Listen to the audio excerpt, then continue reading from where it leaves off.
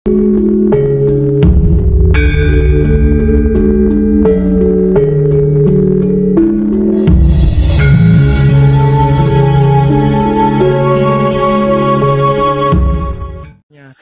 cara dan tekniknya, inilah jembatannya, inilah metodenya. Tidak ada yang lain selain Roh Suci atau Roh Kudus atau Gusti, yang dalam istilah Jawanya berarti maksud guru sejati, yang sering saya bahasakan sebagai hidup.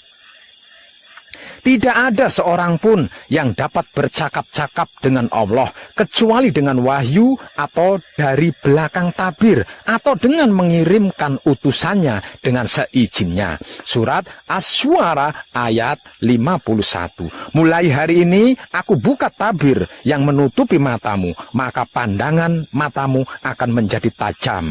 Surat Al-Kahf ayat 22. Tuhan menempatkan diri di antara manusia dengan kolbunya. Surat Al-Anfal ayat 24. Kolbu merupakan titik terendah dari sumbu komunikasi vertikal kepada Allah. Tabir akan menjadi transparan dan akan menjadi kabel penghubung untuk berkomunikasi dengan Allah, manakala kita bersungguh-sungguh menujunya dengan kebersihan pikiran, hati, dan kelamin yang terjaga kebersihannya. Percayalah, inilah kitab yang tiada diragukan, suatu petunjuk bagi mereka yang takwa, yaitu mereka yang beriman kepada Allah. Surat Al-Baqarah ayat 2 dan 3. Dialah Jibril yang menurunkan Al-Quran di dalam hatimu. Surat Al-Baqarah ayat 97. Dia, Allah, akan memberikan petunjuk kepada hatinya. Surat At-Tagabun ayat 11. Dan sebutlah Tuhanmu dalam hatimu. Surat Al-Araf ayat 205. Itulah kitab yang kekal yang berada di dalam diri kalian. Itulah Al-Quran sejati yang ada di dalam diri kalian. Itulah guru sejati yang ada di dalam diri kalian sendiri. Kenapa kita menodainya dengan kemelekatan-kemelekatan dan kotoran-kotoran duniawi? Kenapa? Mengapa? Bukankah kita telah membacanya? Lalu, kenapa dan mengapa kita melanggarnya? Apabila memang benar-benar bersungguh-sungguh ingin berjumpa dengan Tuhan dan manunggal jati dengannya, tidak perlu apa-apa dan tidak usah kemana-mana. Tidak butuh biaya mahal dan rialat ritual serta bertapa tahun-tahunan. Gratis, bahkan tidak ada undang-undang pajaknya. Cukup bersihkan saja pikiran, hati, dan kelaminmu. Kemudian jagalah kebersihannya agar tidak terkotori lagi. Maka dia sendiri yang akan menjadi jalannya, menjadi caranya, menjadi tekniknya, menjadi jembatannya, dan menjadi metodenya. Kalau sudah begitu, tinggal ngikut saja kan? Dan pasti akan bertemu wahyu pancagaib, dan pasti lagi mengerti dan memahami bahwa wahyu pancagaib itu hanya bisa dilakukan dengan menggunakan sifat dan sikapnya wahyu pancagaib itu sendiri, yaitu wahyu pancalaku, yang selama ini kita sebut-sebut sebagai iman. Dan hanya dengan menggunakan wahyu pancagaib yang dilakukan dengan menggunakan sifat dan sikapnya wahyu pancagaib itu sendiri, yaitu wahyu pancalaku atau iman, inilah kita bisa menghancur luluhkan diri kita sendiri dari keakuan, ego, pamrih, dan arogan. Sehingganya Roh Suci atau Roh Kudus atau Gusti, yang dalam istilah Jawanya berarti maksud guru sejati, yang sering saya bahasakan sebagai hidup, akan muncul memperlihatkan jamalnya. Aku dan aku salin bertemu dan berdialog.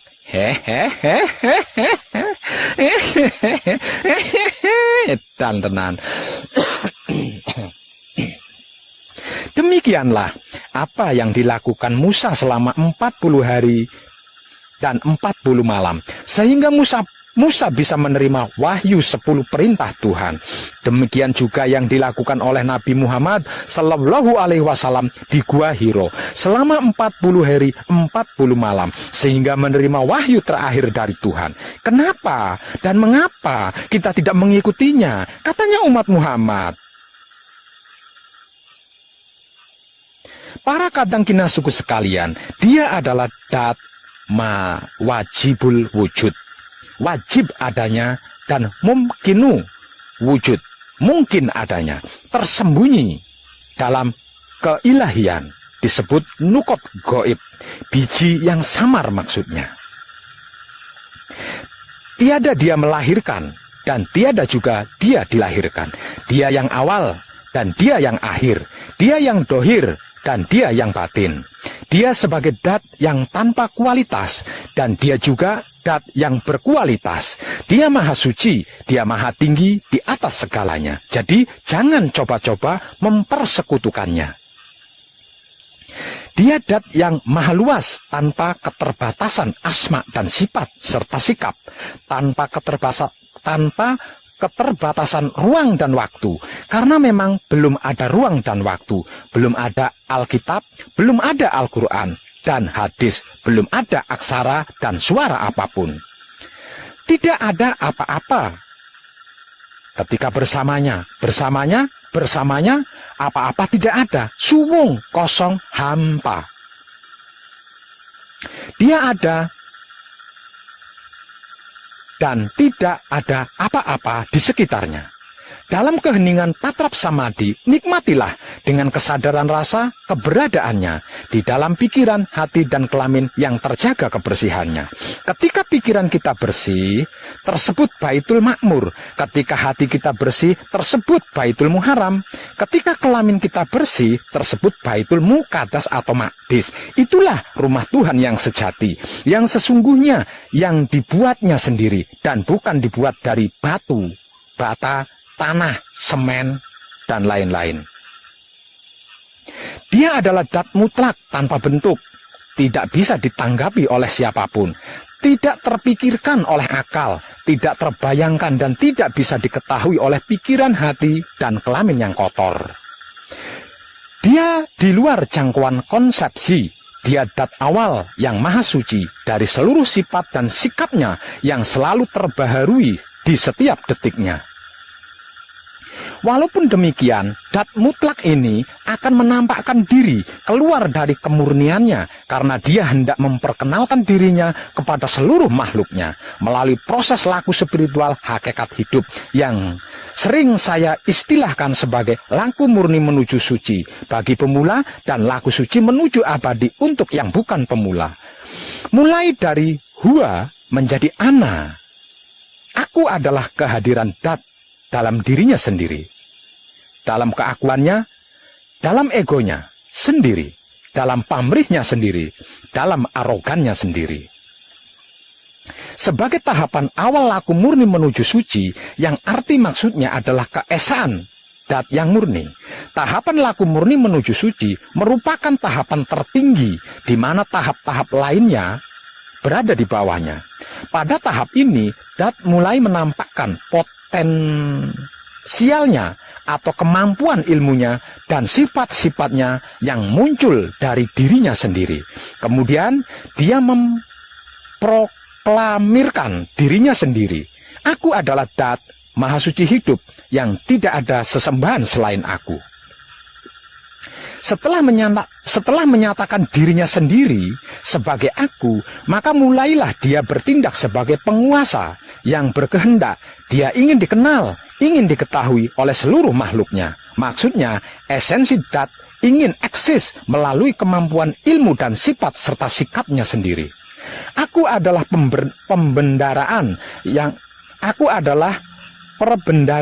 yang tersembunyi. Maka oleh sebab cinta kasih sayang aku ingin dikenal, maka aku jadikan makhluk Nur Muhammad agar dia mengenal akan aku. Romo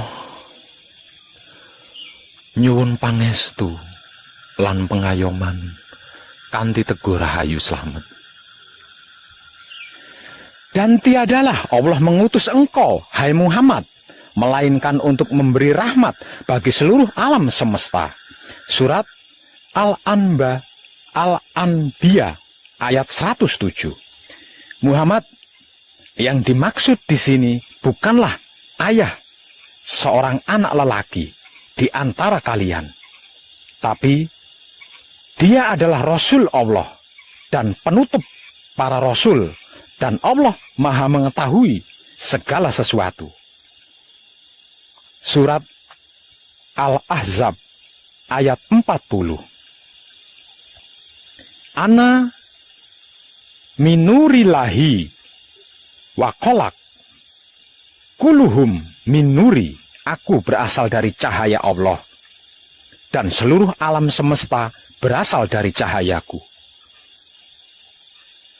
Yang mula-mula dijadikan Allah adalah nur, nabimu, ya Jabir.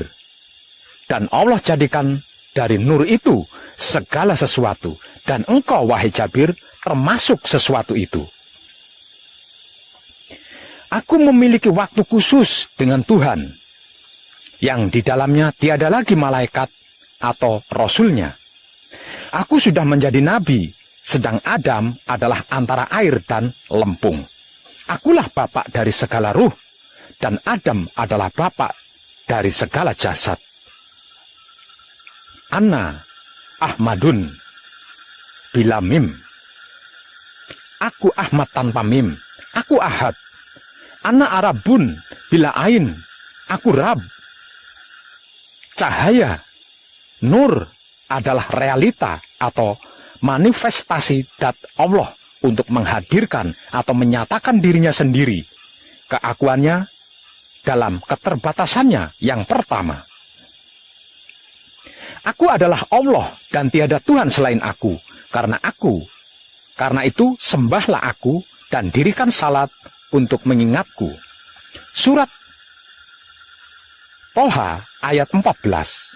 Sesungguhnya agama kamu ini satu agama saja, dan aku adalah Tuhanmu, karena itu sembahlah aku. Surat Al-Anbiya ayat 92. Sesungguhnya ini adalah agama kamu semua, agama yang satu, dan aku adalah Tuhanmu, maka bertakwalah kepadaku. Surat Al-Mu'minun ayat 52. Selain menyatakan atau memproklamirkan dirinya sendiri, dia juga mempunyai potensi atau sifat-sifat dan sikap-sikap untuk memanifestasikan dirinya dalam bentuk-bentuk dohir lain. Tahapan ini disebut sebagai manunggal jati atau hakikat penyatuan insani yang sesungguhnya, yang merupakan keterbatasan yang kedua, di mana pada tahapan ini dat bisa dipahami oleh panca indera. Selanjutnya, manunggal jati dalam rinciannya akan sampai menjadi insan kamil, sampai menjadi debu, akhirnya musnah kembali kepada Allah, abadi dengan kesempurnaannya yang langgeng. Seperti firman-Nya, segala sesuatu akan musnah kecuali wajahnya. Surat Al-Qasas ayat 88. Tanda-tanda kami di segenap penjuru dan juga di dalam diri mereka. Surat Fusilat ayat 53. Dat Allah meliputi segala sesuatu. Fusilat ayat 54. Di bumi itu terdapat tanda-tanda bagi orang-orang yang iman, dan juga di dalam dirimu. Apakah kamu tidak memperhatikan? Surat Ad-Dariyat ayat 21. Pada tahapan manunggal jati, Dat Maha Suci hidup bisa berada di dalam diri setiap insan, dan dalam sebuah gunung, di dalam sebutir pasir, bahkan di dalam debu sekalipun. Ingat, dia ada di mana-mana, namun tetap dalam keesaannya. Dia tidak kemana-mana. Percayalah. Berdasarkan penjelasan tadi, di dalam memanifestasikan dirinya sendiri untuk keluar dari kemurniannya dan menampakkan dirinya sampai bisa dipahami serta bisa diraba, dirasakan secara nyata oleh panca indera adalah melalui 3 tahapan penurunan. Mulai dari dia, laku murni menuju suci. Uluhiyah, dalam keilahian, laku suci menuju abadi. Ahadiyah, menjadi aku, kumpul, nunggal, suci atau kunci. Rama nyuwun pangestu lan pengayoman. Selanjutnya, Aku adalah sebagai penguasa yang maha sempurna dan juga sebagai sang pencipta yang maha abadi. Manunggal jati atau sejatine manunggal. Tahapan manunggal jati adalah merupakan tahapan tertinggi, di mana tahapan di bawahnya yaitu tahapan ahadiyah, keesaan dat, juga disebut sebagai baitul makmur atau pikiran, yang arti maksudnya adalah keesaan dat yang murni sebagai hakikat nur Allah. Tahapan wahdah, keesaan sifat, biasa juga disebut sebagai baitul muharam atau hati, yang arti maksudnya adalah kesatuan dat atau homogen sebagai hakikat nur Muhammad. Tahapan wahidiyah, keesaan sikap, biasa juga disebut sebagai baitul muqaddas atau maqdis atau kelamin, yang arti maksudnya adalah kemajmuan dalam kesatuan dat sebagai hakikat nur ilmu Muhammad. Oleh karena itu, ahadiyah, keesaan dat atau baitul makmur atau pikiran hakikat nur Allah, wahdah, keesaan sifat atau baitul muharam atau hati hakikat nur Muhammad, wahidiyah, keesaan sikap atau baitul muqaddas atau kelamin hakikat nur ilmu Muhammad adalah qadim. Maksudnya, ahadiyah, keesaan dat, wahdah, keesaan sifat, wahidiyah, keesaan sikap adalah binika tunggal ika yang tidak bisa dipisahkan dan tidak bisa terpisahkan. Ketiganya saling terkait dan mengait. Jika bisa berhasil membersihkan ketiganya dan sukses menjaga kebersihan ketiganya, maka tidak ada apa-apa di sampingnya.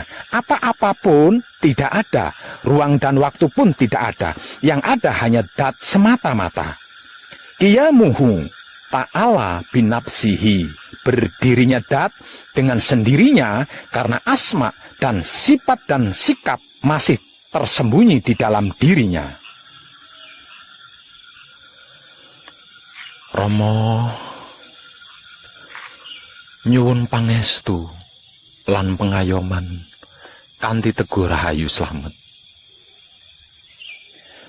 Oleh karena dia ingin dikenal, maka dia keluar dari kemurniannya melalui sifat dan sikapnya yang diletakkan pada setiap kedirian makhluknya, yang kemudian kalamnya dia bersabda, kun, jadilah, fayakun, maka jadi. Oleh sebab belum ada apa-apa, apa-apa belum ada selain dia, maka bahan dasarnya dari semua, segala dan seluruh yang diciptanya berasal dari dirinya sendiri.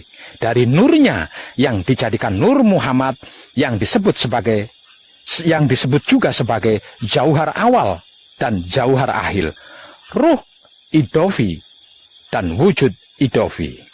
Selanjutnya, nur Muhammad ini merupakan segala sumber bahan baku untuk menciptakan bentuk-bentuk lain-lainnya yang diciptanya, yang dalam rinciannya adalah alam arwah, alam misal, alam asam, dan alam insan sebagai suatu ciptaan yang baru kemudian. Alam arwah adalah tahapan di mana pada tahapan ini para ruh, segala macam jenis ruh yang diciptakan dari Nur Muhammad, termasuk ruh manusia biasa, ruh malaikat, ruh hewan, dan tumbuh-tumbuhan terhimpun. Pada tahapan ini, para ruh tersebut sudah berikrar ketika Allah bertanya kepada mereka, bukankah aku Tuhanmu? Kemudian mereka menjawab, benar, kami bersaksi. Surat Al-Araf ayat 172.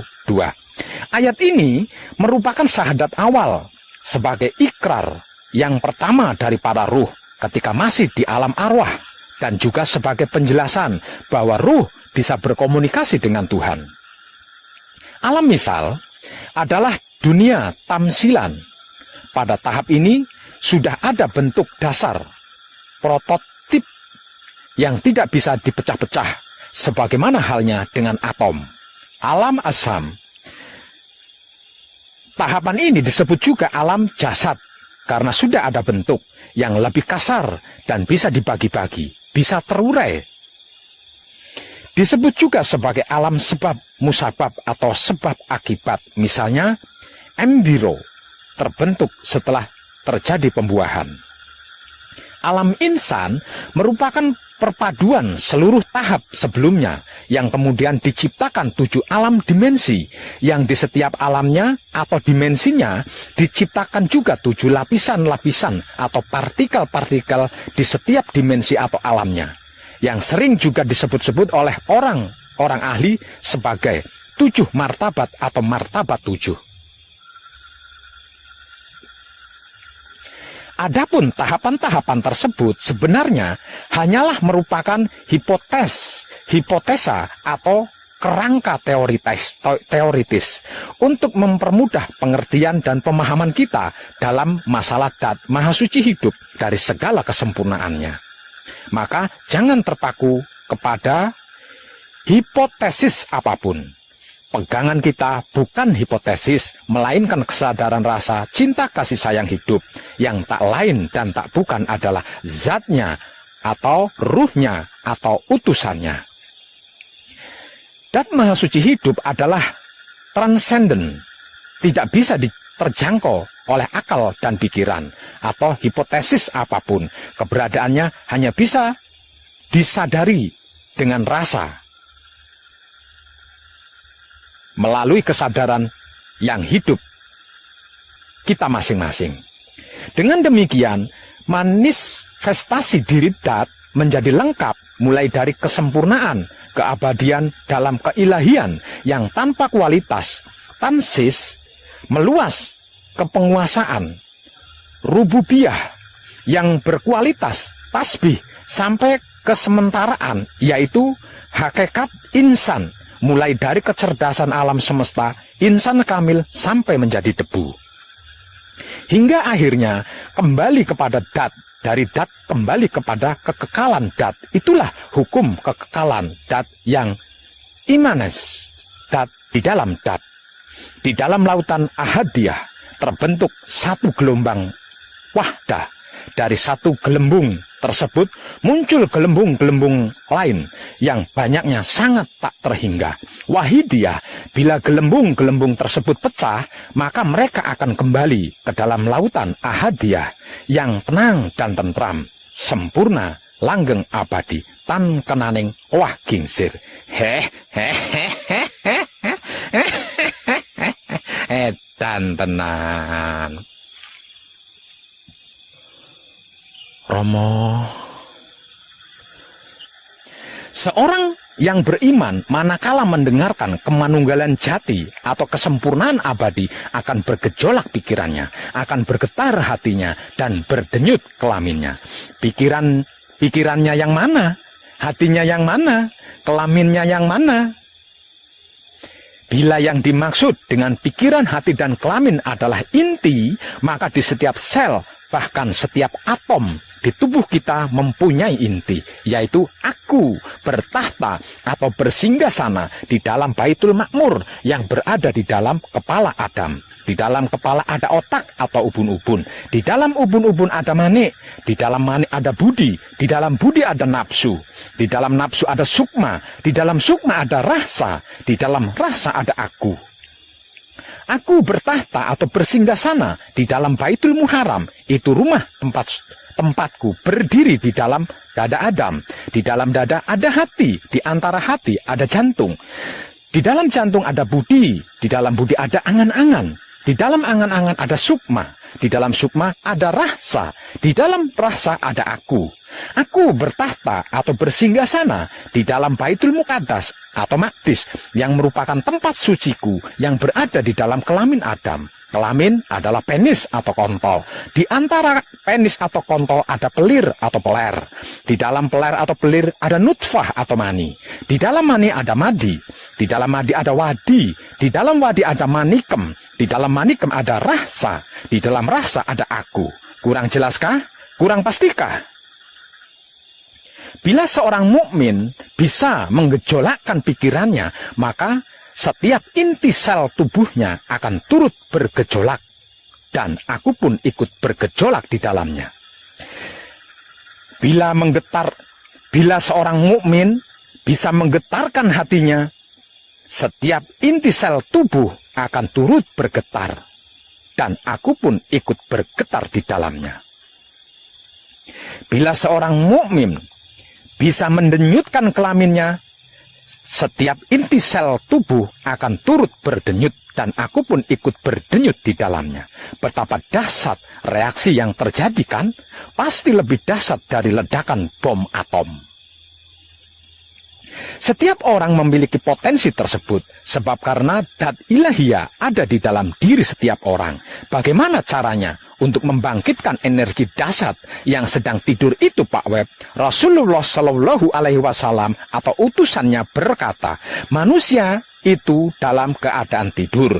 Ketika mati, barulah mereka terbangun. Arti maksudnya harus bisa mati sebelum mati, atau mati sebelum dimatikan, atau mati sak nyeruning urip, agar supaya kesadaran ruhnya bisa bangkit untuk berkomunikasi dengannya. Kekuatan dahsyat yang tidak kita sadari ini seumur hidup hingga kini ada di dalam diri kita dan tidak pernah pergi kemanapun meninggalkan kita. Ingat, di dalam diri kita, bukan di luar diri kita, di sana-sana. Bila hamba-hambaku yang merasakan kenyataanku di dalam dirinya dengan kesadaran rasanya, cinta kasih sayangku pasti akan mempersilahkan aku.